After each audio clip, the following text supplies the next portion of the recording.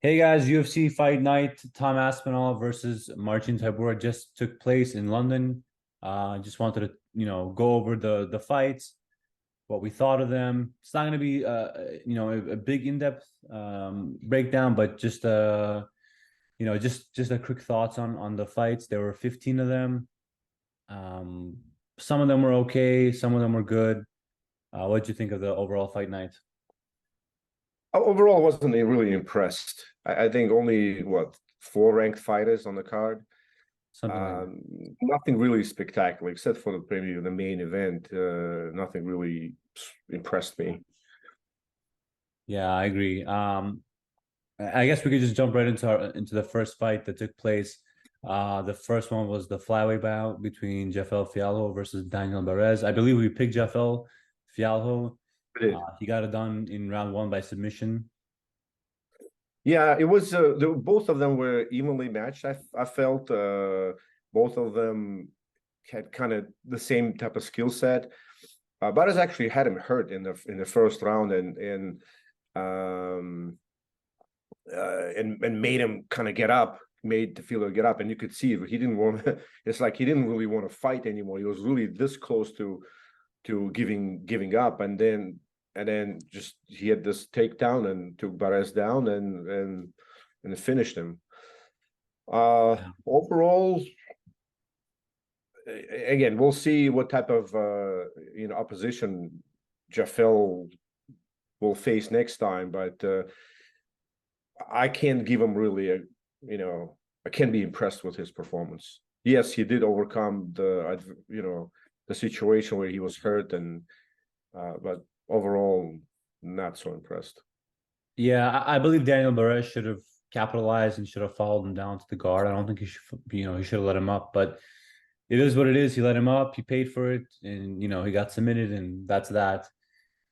Next up we had a women's strawweight. We had Shauna Bannon versus Bruna Brazil. Now I know Shauna, there was a big there was a lot of hype around her, but Yes, it was a lot of hype around her with her fighting in the various promotions like KGFC, Invicta, and like where she did really well. But this is UFC we're talking about, and again, not really impressed. The first two rounds they were kind of like trying to impress each other with the Taekwondo techniques or karate techniques. We just saw these flashy kicks with Bruna kind of like having the best of her. She had, I think, more.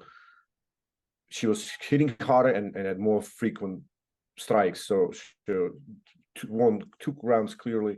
The third round, Shauna switched to basic stuff, right? Instead of doing flashy, she just started doing the basic stuff, jabs and stuff like that. Took her down, and she won round three. But that wasn't enough to win the fight. Again, nothing super impressive here. yeah, and I believe we got this one right as well. We didn't pick a winner, but we did say this was going to go over 2.5. It did. Not much to say else. I think on this one we can move on. I think to the next one, which is the lightweight bout between Chris Duncan and Yanal Ashmouz. Now this one I think was kind of unfortunate for Yanal. Being the fact that he broke his arm in the beginning of the first round. It looked like, and you could tell it was affecting him because he wasn't using it. He was just looking for those overhand rights, and that's all he had. I mean, Yeah, not only he wasn't using it for throwing punches, he wasn't even using it for defending. yeah, you could tell he was hurt. So again, I mean, I don't want to be too critical of Chris right here, but not to be able to finish a one-arm guy, I think that's.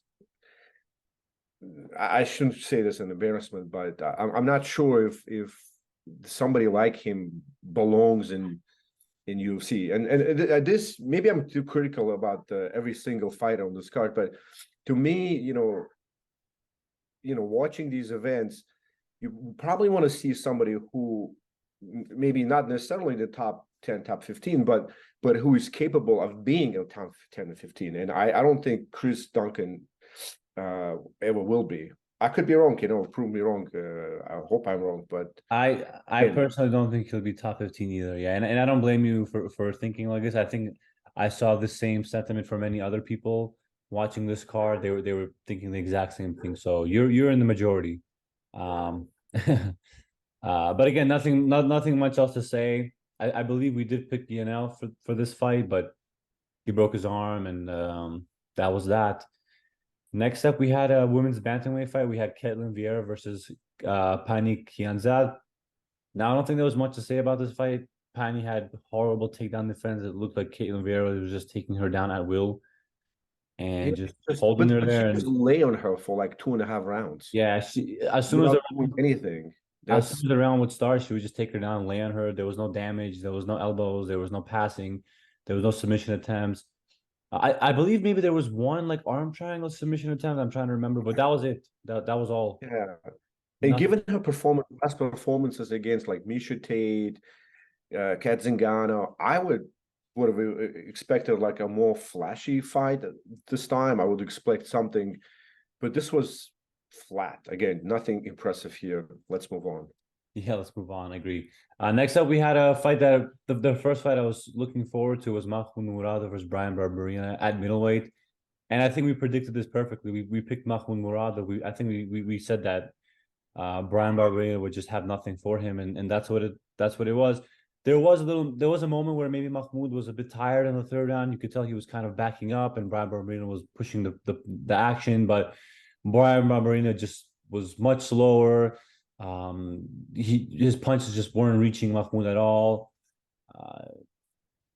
And you could tell, yeah, Mahmoud maybe did add on some grappling, but to call his grappling effective grappling, I wouldn't call it. I think that was more of an energy waster, in my opinion, because he would take Bryan Barberena down, waste a lot of energy, and Bryan would get up, and the cycle would repeat. The cycle would repeat, and you could tell Mahmoud was fighting in spurts. Like every time Bryan would get up, there would be a time where Mahmoud would just jump around and kind of like catch his breath. Yeah. And I think the Bryan Barberena's corner should have done a better job of telling him to keep pushing in between those spurts.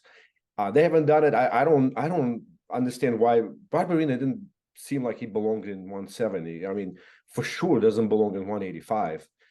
Makhmud Muradov, again, I mean, this is, you would expect somebody of, given his fight history, somebody should have probably destroyed Bryan in the first or second round. Again, not impressed. I don't with either, especially Bryan Barberena going for this, Roy Nelson, look, I don't understand this whole idea. Yeah, I'm not too impressed with Mahmoud. I mean, we had RDA put away Bryan Barberena quickly in the first round. Mahmoud should have definitely put away Barberena, especially he's going up in weight. He's a lot fatter. He's slower. And I think I even heard Paul Felder mention Mahmoud as like a top middleweight prospect. I don't know what he sees in Mahmoud. Maybe again we're being way too critical, but I don't find this performance impressive at all. No, I agree. Nothing impressive there. And we can move on to this next fight, which was a heavyweight bout. We had Mick Parkin versus Jamal Pogues, I believe his name was. Jamal Pogues, yeah.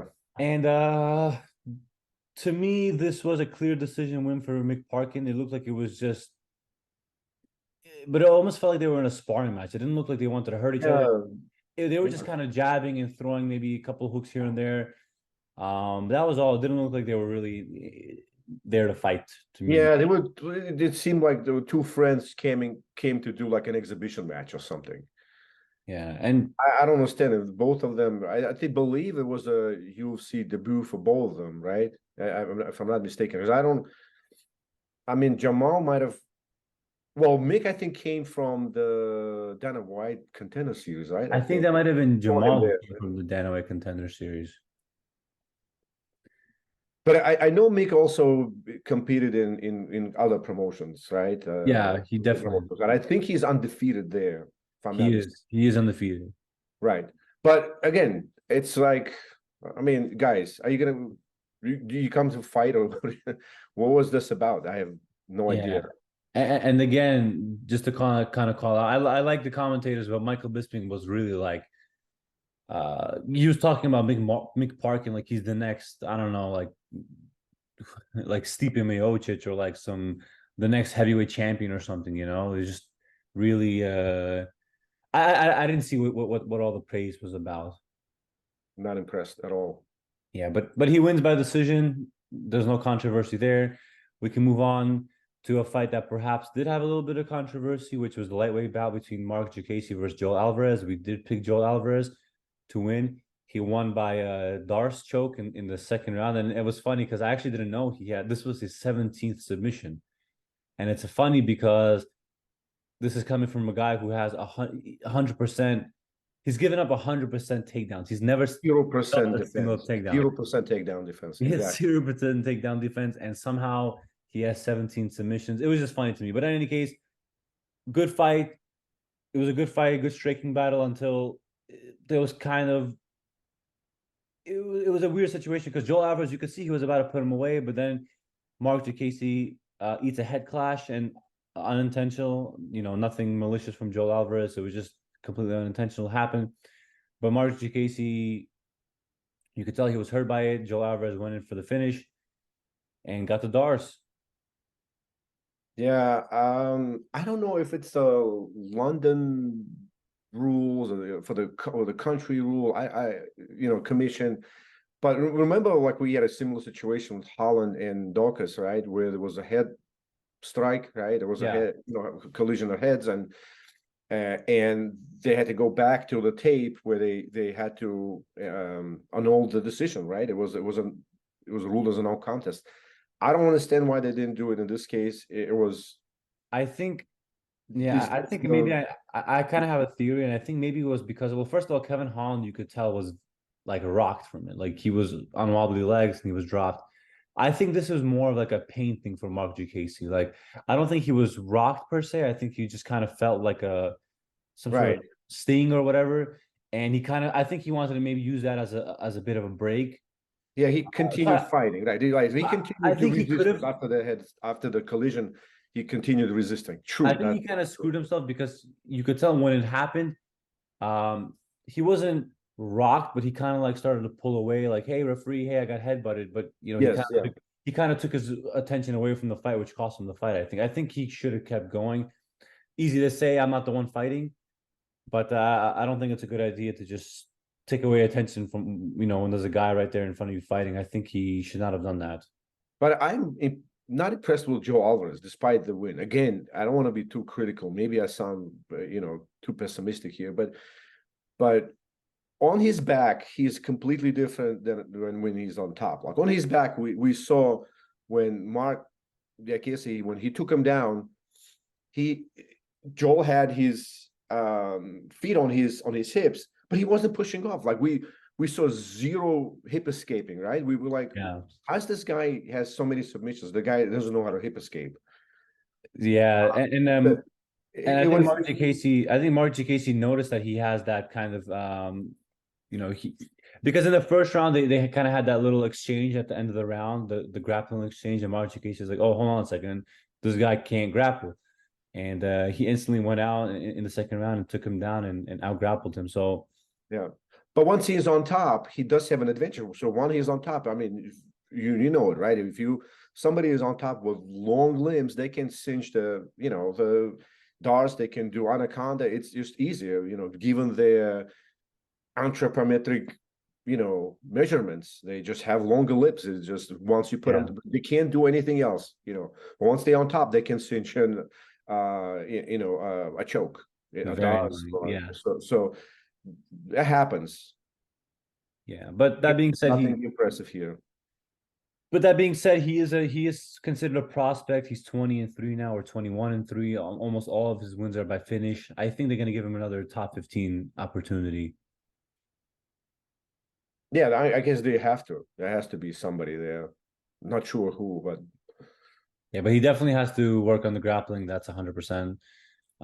He can't just be taken down the way he is, because we've seen him against guys like Arman and and there's a lot of great wrestlers. Gamrot, they're gonna just throw him around, and he needs to work on that for sure. Next up, we had a welterweight bout between Danny Roberts and Johnny Parsons. I love this fight. This was an awesome Oh, fight. that was the best fight for sure. This was a classic kickboxer versus Muay Thai, and Danny Roberts being the kickboxer, Johnny Parsons being the Muay Thai. What seems to be like he was more Muay Thai. That was his base. Johnny Parsons gets the KO at the end of at the very end of the round. Maybe there was 2-3 seconds left. I love this fight. I was a big fan of this fight. I don't think he won fight of the night just because of the fight with Nathaniel Wood and Andre Fili, but this should have also won fight of the night. They should have gave both these guys fight of the night. Yeah, I was actually impressed with Daniel Roberts. I felt, I mean, he did. I couldn't understand him calling out. I think you mean Johnny Parsons. I can understand that, but in the beginning, but then I thought about this. Like he could, if he lost some weight, I mean, because you could tell he wasn't really in shape, right? But imagine him in shape at 155. We don't know what his wrestling is like. Like we don't know wrestling. We don't know his wrestling defense. We don't know how well he's at grappling. But his Muay Thai is brutal. You have to. His Muay Thai is brutal. I was impressed. I mean, he had good cardio. He was, Yeah, something to look out for, I think. Yeah, and Johnny Parsons, he was pushing the action the whole time. He had Danny Roberts against the cage. Danny Roberts was using a lot of lateral movement, which seemed to kind of play against him. You could tell he was starting to get tired. And Johnny Parsons just kept, stood his ground. Even when Danny Roberts was throwing like 3, 4, 5, 6 punch combinations, you could tell Johnny Parsons was comfortable in with all those combos being thrown at him. He was slipping everything.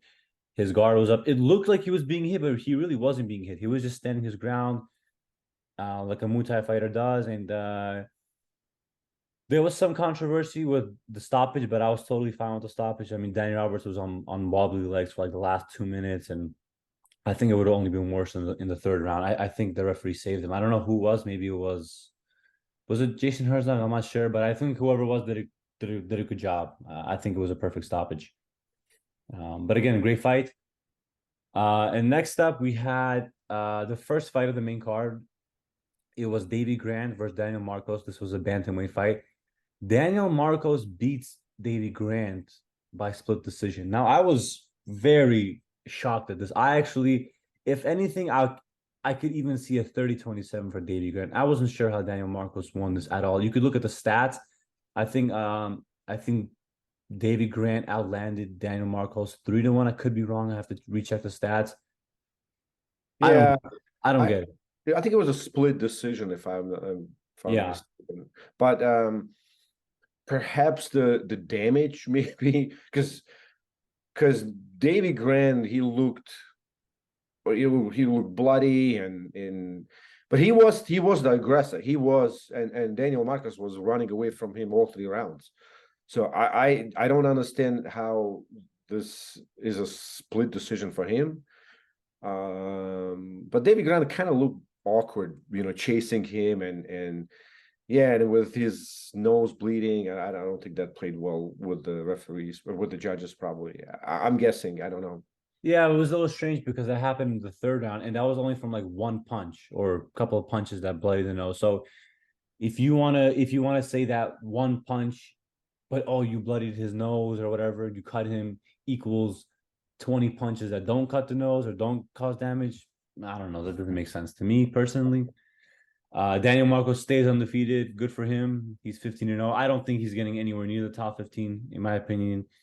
Definitely not. The bantamweight is so stacked right now that there's just no way he's getting anywhere near the top 15. It's just I not impressed at all, to be honest. Next up, we had featherweight bout. We had Lerone Murphy versus Joshua Kulibau. To be honest, don't really have much to say about this fight. This was just a simple Lerone Murphy decision. Domination. It was domination. Joshua Kulibau really wasn't. Had no sense of urgency to me. Just Lerone Murphy kind of picking him apart from a distance. Yeah, I don't know. Sometimes you feel like, why do you even come to fight? What do you flew this, thousands of miles for, and not give an effort? I just don't get it. Yeah, it But was yeah, very it was strange. and I believe we picked Leron Murphy to win. I believe we did. Yes, we did pick Lerone Murphy to win by decision. Um, but it was a very strange fight from Joshua Kulabau. Very, I don't know. It just looked like he didn't have the will to push forward to just when you're down 2 rounds, you go into the third, you need to make something big happen. It didn't look like he had that in him. He wasn't thinking like that. He was just I don't know what he was thinking. Yeah. Yeah, but nothing much really to say about this fight. It wasn't very um interesting. But next up we had a lightweight bout. We had Jai Herbert versus Faraziem. Faraziem won. I believe we picked Jai Herbert in this. Yeah, we got that one wrong. We got this one wrong. Jai Herbert, I don't think was doing too bad in the first 2 rounds, but Faraziem, you could tell, was just a step ahead. Neither fighter, I think, landed anything big. Like there was no one was bloody, no one was They were very close with Faraz being a little better. it was That's Faraziem just just, a tad ahead. Yeah. just enough to win the decision. That's the best Yeah. I can put it. But I wonder if this is it for Jai Herbert, just because like I think this is his like third loss, right? Or something. And he's 12-5. I wonder if this is it. I wonder if this is really it for a lot of these guys on this card, to be honest. Possibly. Yeah. Like, Joshua Kulibau, for example. I know he only just lost, but Davey Grant. I wonder. I don't know. But not much else to say about this fight. I don't know if Faraziem again, I don't know if he's a top 15 fighter. Maybe he could have a couple of fun fights here and there, but I don't think he's prospect worthy or anything like that. Next up, we had a middleweight fight. This actually wasn't a bad fight. We had Paul Craig versus Andre Muniz. Paul Craig gets the KO at the end of round 2. Now, I picked Andre Muniz. You didn't really have a pick, but you kind of leaning more towards Paul Craig. You got this one right. Yeah. I had Paul Craig conditionally, as I wanted to see him at the weigh-in, and once he weighed in and he looked awesome, he was my pick at that. But Yeah. he looked great. He looked great. That was an awesome performance. I was impressed. He showed his kicks. He showed his striking. He showed grappling. Overall, He pushed it was forward. impressive. He pushed forward. There was one moment where I kind of was like, oh no, what are you doing, Paul Craig? And that was when he again just Oh, pulled when guard against, he pulled yeah, he guard, just kind right? of pulled guard against Andre Muniz, and he might have lost even that first round because of that. I didn't like that. But he got it done in the second. Andre Muniz, he had those brutal elbows against Andre Muniz and finished him. Paul Craig is now number 14, number 15 should be ranked. He could pose some problems, I think, in the top Oh, top absolutely. 10. He is a force to be reckoned with. Absolutely. He doesn't have the greatest striking, he doesn't have the greatest chin, but the submission, I mean, think about it. It's funny, right? Because in the top 5, I think he's beaten almost everyone in the top 5 light heavyweights, right? He beat Jamal Hill. He beat Ankalaev. He beat Krylov. He beat someone else in the top 5. I forgot who it was, but it's funny because no one else has done that. And this is the guy that's like losing to Johnny Walker, but now he's back in middleweight, so we'll see. He could pose a lot of problems to some of these guys, I believe. Next up, we had featherweight bout. This fight in front of the night. This was Nathaniel Wood versus Andre Fili. Nathaniel Wood won by decision. This was an awesome fight. This was very back and forth. Andre Fili won the first round, dropped Nathaniel Wood quickly, won that round. Nathaniel Wood comes back in the second, drops Andre Fili, and then it was just a matter of whoever wins that third round wins the fight. And Nathaniel Wood just outlanded him, and you could tell landed the bigger shots. He had a couple of big left hooks, a couple of big right straights. He wins a decision. It was a good fight. It was a good fight indeed. And I think the reason perhaps it won the fight on the night versus Johnny Parsons and Danny Roberts is maybe because they went the distance and we had a longer duration that we can enjoy the fight. Perhaps that was the reason. But it was a good fight. There's no doubt. Was an interesting fight. Yeah, and Nathaniel looked good at featherweight. He originally moved up from bantamweight. We'll see if he stays at featherweight. Does he move down to bantamweight? Yeah, he took some nasty punches. He took some nasty kicks, and he was able to withstand the early flurry from. Yeah, for sure. And he hits hard too. His boxing is definitely something guys need to watch out for. But next up we had the women's flyweight co-main event, Molly McCann versus Julia Stoliarenko. Now we picked Molly McCann, but it's funny because as soon as the fight started and Julia took her down, I was like, wait, hold on a second, why did I pick Molly? And this was even before any armbar attempts, any submission attempts. I was like, wait, hold on a second, yeah, I forgot. And then she just, I don't really want to say Julia submitted her. I think Molly just literally submitted herself. Oh, that was just silly. And again, we keep talking about fighters not impressing us, but this is probably the worst thing can somebody do. Like, this is not even jiu-jitsu 101. This is how do you roll into an armbar? Yeah, she had her left arm trapped, and Molly just rolled and just gave her arm for armbar. Yeah, and there's so many things she could have done from that. Molly McCann. First of all, I don't really think she was in any danger just because she absolutely was not in danger. The cage was against Julius in Julia's way, and even if she was in danger, you don't just roll. You're supposed to grab your own arm, try to keep your arm in, right? You're supposed to try to keep the elbow bent, not just roll over and extend that arm for her. Really, she just I don't know if she broke it, that she hyperextended her arm. But she did it to herself. Again, not much to say about this fight. I mean, Molly McCann, I think they got to stop putting her putting her in a co-main event was just crazy. I think they just need to get rid of her completely. And you looked good in terms of not that that's necessarily I am impressed with her performance. Yes, she got the win with armbar, beautiful. But I was more impressed with the weight cut and how she looked, perhaps. Because remember, like at 135 at bantamweight, she looked fat on bantamweight, and she goes into flyweight and she looks okay.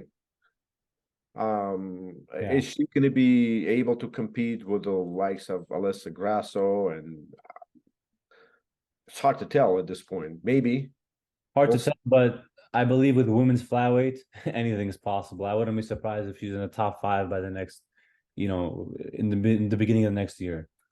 With some of them just have such bad grappling and decision making. I think anything is possible. But again, not impressed. The fight lasted 1 minute. Let's move on. We had Tom Aspinall versus Marcin Tybura. This was the main event. This was a very, very everyone was wondering, okay, how's Tom Aspinall after that knee injury? Is he okay? Is he back? Is he, is he was talking about a lot of mental problems he was having. He was talking about quitting. I believe he trained. He switched training camps, and a lot of pressure on him. And the guy delivered. The guy looked amazing. He looked fast. He landed, he was kicking with that leg, head kicks, body kicks, the jab, the right hand. I mean, everything was perfect. He put away Marcin Tybura in a minute. I did not think he was going to put away Marcin Tybura in a minute like that. Yeah. So a lot of times when people talk about all-round fighters being, like they say, oh, he's an all-round fighter, that usually means is he can wrestle, he can strike, okay, he can, he's jiu-jitsu, he's okay. But when you talk about Tom Aspinall, he's all-around fighter, but you can't really point up, poke a hole in anything. He's perfect in everything, from striking, from athleticism. He's from his he hasn't really had a chance to go 5 rounds, so we haven't really been able to witness his conditioning. But in terms of like the fight IQ, in terms of I already mentioned striking. So you have grappling. Again, we didn't get a chance to witness it here, but he is perfect all around. And look at the combinations he's able to put, right? Yeah. Like everything with him is a combinations, and not just around random combinations. Like we saw, like there was an elbow, right, and then it was followed with a straight, and then he's just perfect. It's just beautiful. Yeah, that combination, that was amazing. It was that right elbow, left hook, left jab, and a straight right down the pipe, which actually looked like Marcin Tybura was almost gonna it looked like he was almost completely out. Like I thought he was gonna slam his head back, but then it looked like he kind of woke up in the middle of going down. And then Tom Aspinall, amazing killer instinct, what you want in a fight. Quickly follows up with a ground and pound, puts away Marcin Tybura. You did say he's perfect. If I could, I think he maybe does leave his chin a little out there. We saw that a couple of when he was throwing those combinations, he kind of did leave his chin out there. But Marcin Tybura touched him up a couple of times, but he ate it fine. So hopefully he goes back and works on that. But overall, yeah, it's almost a flawless performance. He calls out Cyril Gane, the winner of Cyril Gane versus Sergey Spivak, which it's a little strange because he already beat Sergey Spivak. So I thought maybe he'd call out Pavlovich. Yeah, him and Pavlovich probably would have been which probably would be like one of the most crazy. That to me, I would rather watch Tom Aspinall versus and Pavlovich versus over John Jones versus Stipe, you know. Yeah. But that's just me. But Tom Aspinall calls out the winner of Cyril Gane and Spivak. I think he'll get that. I think he'll get that winner because even if Cyril Gane wins, I don't think he can get a title shot right away. Sergey Pavlovich is waiting, and he just lost to John Jones. And if Spivak wins, also I don't think he's done enough to get it. That would be an amazing fight, Tom Aspinall versus the winner of it's probably going to be Cyril Gane, right? Let's be honest, but you never know. You never know. You never know. Yeah. But I hope it's Cyril Gane just because I think it's going to be a much better fight. Yeah, it's going to be a more technical fight for sure. Yeah, and another thing that actually kind of surprised me about the fight, we didn't really talk about it that much, but Tom Aspinall came in a little heavier. He came in at 258. He was heavier than Marcin Tybura. It didn't look like that though, but he was. Yeah, Tybura was a lot heavier, I think, with his last fight with Romanov, I believe, right? I believe he came either at 256 or something like that. He was a lot heavier. Yeah, I don't quite remember, but it was strange because Tom Aspinall he still had that speed. He still had that. He has like a speed. Amazing, like the way he was bouncing. Yeah, he's very athletic. That head kick that almost landed on Marcin Tybura just missed him. He could throw anything with speed, with power. And he's just a nice guy. Just a human being. Just pleasure to listen to. As a gentleman, I really want to see him become a champion one day. He's the only one of these quote unquote UK prospects that's actually a prospect. Like if we just take a look at this card, I mean, there were all these UK guys, and they kept talking about them as Johnny Parsons. It was Shauna, the Mick Parkin had the heavyweight guy, Danny Roberts. We can keep going. Marc Diakiese, Davey Graham. They just kept talking about how they're prospects, and they're not prospects. Tom Aspinall is a prospect. That guy could absolutely beat John Jones. He could absolutely beat Stipe Pavlovich. He could definitely be champion. I don't see anyone else on this card, even from the UK guys, even being top 10. So, except maybe Nathaniel Wood. He's pretty good. I like his boxing. But in any case, I think the main event, it was a good fight. It only lasted a minute, but the card as a whole wasn't too impressed. I think they need to stop going back to London. Like I said, I forgive him for this event, given the 291. Yeah, UFC 291 is kind of took a little bit of a hit, but should be still an amazing card. Yeah, agree. Yeah, and we hopefully will be making a video on that in the next week. Well, actually, yeah, later this week. So watch out for that. Thank you for watching our UFC Fight Night, breakdown. And yeah, thank you. See you next See you in week. the next one. Yeah. Bye. Cheers.